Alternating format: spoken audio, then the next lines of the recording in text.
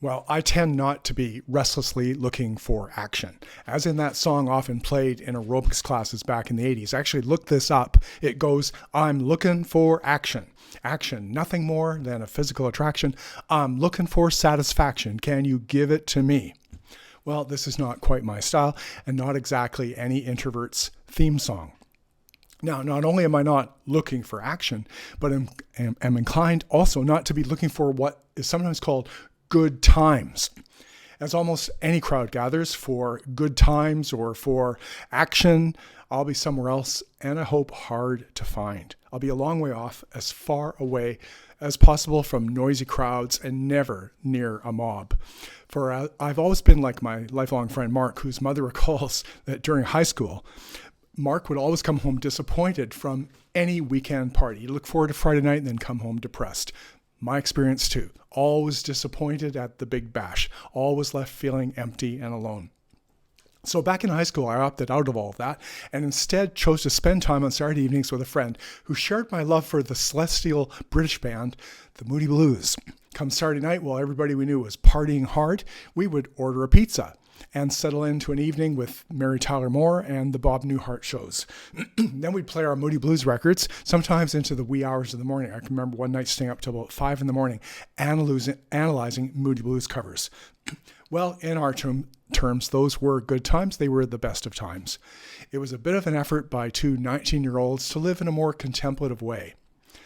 It was around that time, through my searching, through my study, that I discovered the inspiring and discriminating spirit of the monk, Thomas Merton, who exclaimed, and I quote, "Do everything you can to avoid the noise and the business of men. Keep as far away as you can," he says, "from the places where they gather to cheat and insult one another, to exploit one another, to laugh at one another, or to mock one another with false gestures of friendship. Be glad," he says, "if you can keep beyond the reach of their radios. Do not bother with their songs." Well, Merton, the Trappist monk with the laughing eyes, had no interest in noisy pagan parties. And he searched for something else. He searched for something more.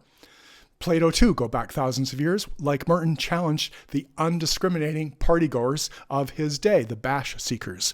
Said he, they look on their music as if it were mere amusement and think no harm can come from it. I mean, they're just entertaining themselves. That is, they're always looking to be entertained without perhaps realizing or caring that they're numbing their minds and soiling their souls.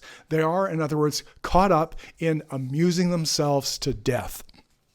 They tend not to ask whether their latest way of entertaining themselves is morally or spiritually uplifting. And if questioned, the stock response is, well, it's only entertainment. Again, the question, though, is to ask, what's the long-term effect of every weekend stupefying yourself at this event or that, instead of making at least some effort to expose yourself to that which would enable perhaps display of dignity on your part and to display something that people might actually admire. Not long ago, my wife and I thought of going to a film, a Saturday afternoon flick, during a weekend trip to Seattle. But as the time drew near, we both became so occupied with our reading, I remember I was writing at the time, that we just let the time pass. And then it was too late to see the film. And we just didn't care. And the reason is because I think it reflects a long-time understanding between us that whenever we have the privilege to be able to find ourselves in a creative, contemplative space, that special zone of awareness is to be protected at all costs. Like, it's a great place to be. Indeed, it's long been our shared understanding that the whole point of a holiday, of getting away, the whole point of leisure, in fact, is to recreate yourself. It's not like mere recreation. You're recreating yourself. The point of a break is not to waste yourself in a restless search for action and for so-called good times. Josef Pieper, the philosopher, has written that the whole point of leisure is to cultivate a contemplative spirit, to go into that contemplative zone. He describes the contemplative spirit as that frame of mind that pauses to behold essential things or ultimate things. He's in accord here with St. Paul, who urged his readers to meditate upon what he said was whatever is true, whatever is noble, whatever is right, whatever is pure, whatever is lovely, whatever is admirable, if anything is excellent or praiseworthy, think about such things. Philippians 4, verse 8.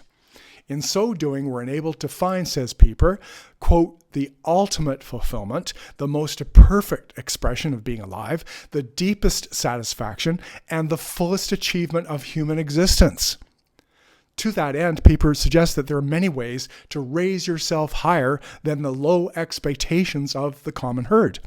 Among the possibilities, says Pieper, is religious meditation, which he defines as immersion of the self into the divine mercies. That's one option. A second option is philosophical reflection. Another thing you can do, engage in creative artistry of some kind. A fourth thing, to experience the spark of poetry while listening to a poem. A fifth thing, behold a sculpture and try to perceive the artist's intention. Well, so through these actions of contemplation, Pieper states that you can develop, or what he says is what's required to fully get into this, is an attitude of receptive openness and attentive silence. That's what's required. This is an attitude, says Pieper, that's the, and I quote, exact opposite of that attitude marked by concentrated exertion. So he's imploring his readers to nourish within themselves an attitude that's the exact opposite of what the herd is gathering to do this weekend and next. For there's simply no comparison between what can be attained by this attentive openness and silence versus mere concentrated exertion. Pieper's call is to a deeper life. It's a call to quit caring about what Rilke called skin-deep delights. It's a call not to be so automatically satisfied, but to search for more.